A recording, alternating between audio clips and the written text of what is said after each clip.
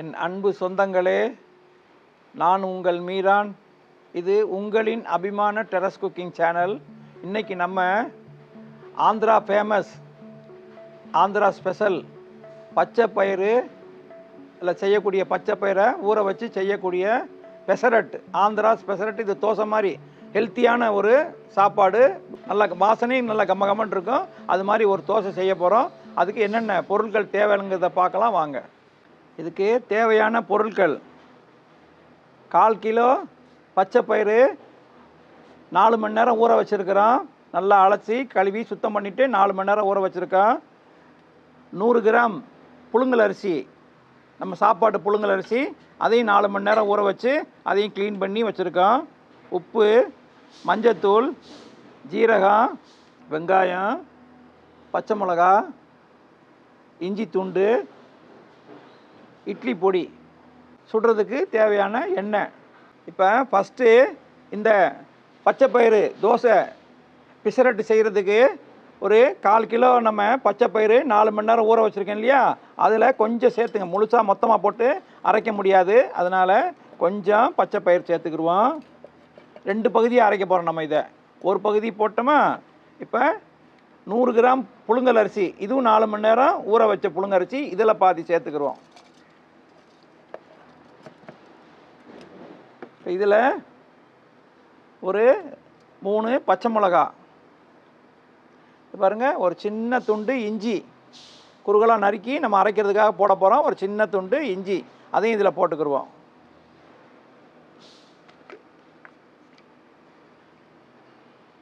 ஒரு 1/4 ஸ்பூன், சின்ன டீஸ்பூன், அந்த டீஸ்பூனில் 1/4 ஸ்பூன் மஞ்சத்தூள், அதையும் இதில் போட்டுக்கிடுவோம்.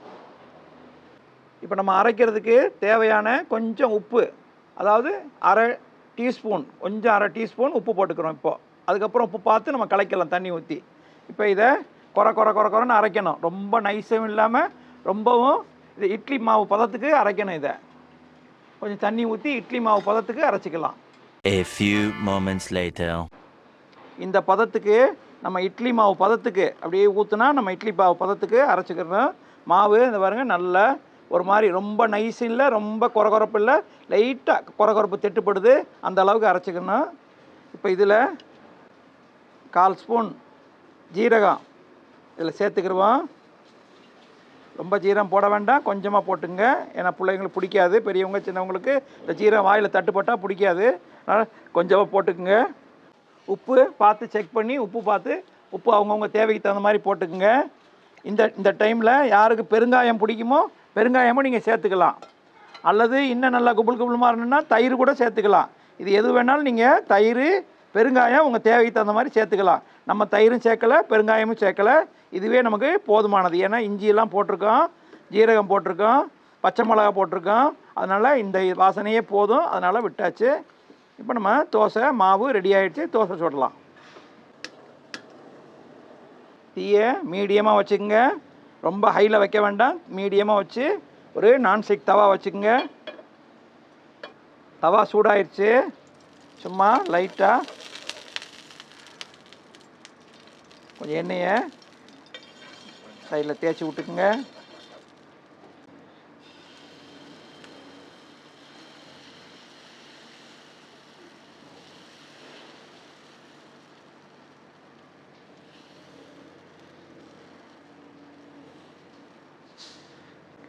மேலே கொஞ்சம் வெங்காயத்தை தூவிக்குங்க.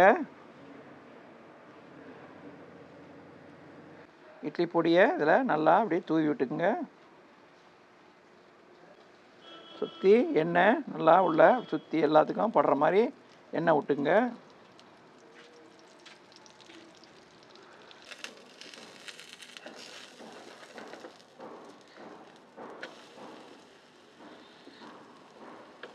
ரெண்டு பக்கமும் போட்டாச்சு, வெங்காயம் நல்லா வெந்துருச்சு. இப்போ அப்படியே எடுத்து வச்சிடலாம்.